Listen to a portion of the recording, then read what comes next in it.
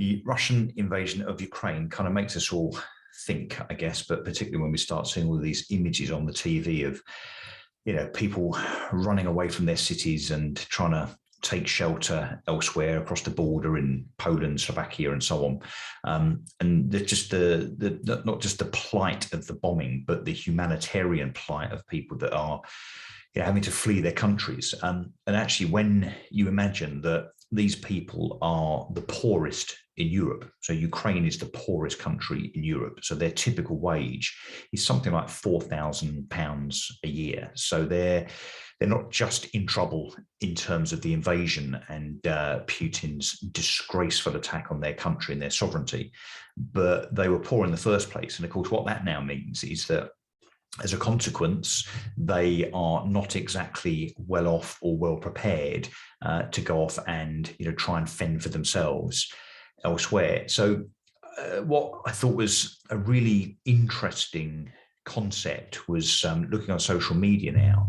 People are looking at Airbnb from across the world and actually picking places to rent in Kiev in particular and other Ukrainian cities with a view to funding that stay, but obviously not actually staying there. So in other words, securing the accommodation that perhaps a Ukrainian national might have put on Airbnb, providing therefore the money, the funds, which then go towards being able to help that person and that family, but of course without actually going and staying there. So I thought I'd take a look at that. I'm going to share my screen actually, and there you go.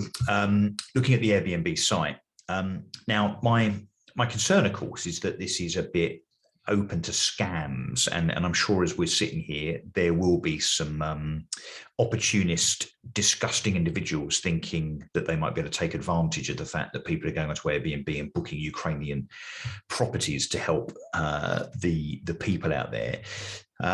But nonetheless, look, I think there's merit to doing this, and it's something that I'm now going to do. And look, I'm not an expert on this, but I'm a property guy, and I guess for me it's almost kind of poignant, I suppose. It's appropriate that people in the property industry might look at a means of funding these families, this exodus of people from Ukraine via a kind of property mechanism, i.e. Airbnb. So that's what I'm going to do.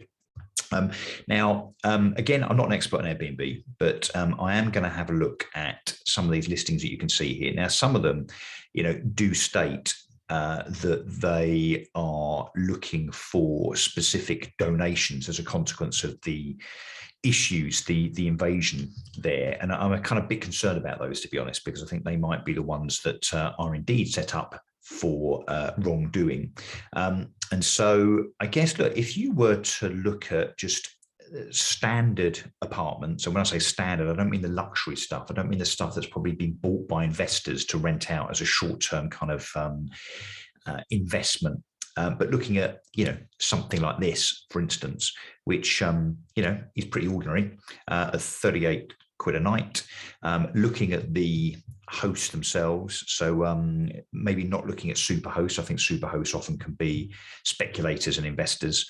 For instance, Ivan here just joined in March 2022. There's a coincidence. So we're going to ignore Ivan because I suspect that he may be a scammer.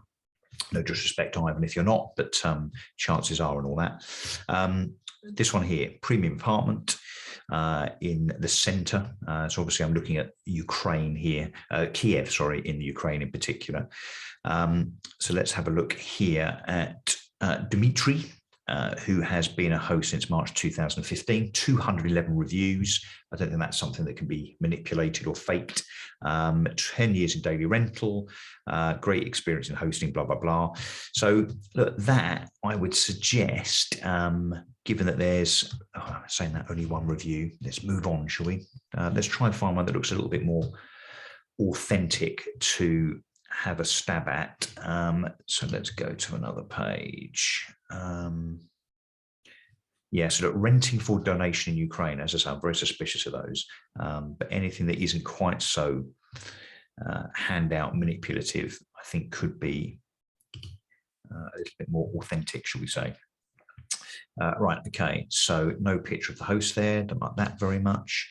Anyway, look, you get the point. I am going to rent an apartment in Kiev for a week, and it may be this one. I don't know. I'll do that offline once I've chosen the right one, and one that looks more authentic. But I am going to book and pay 200 to 300 quid as a donation online in a second.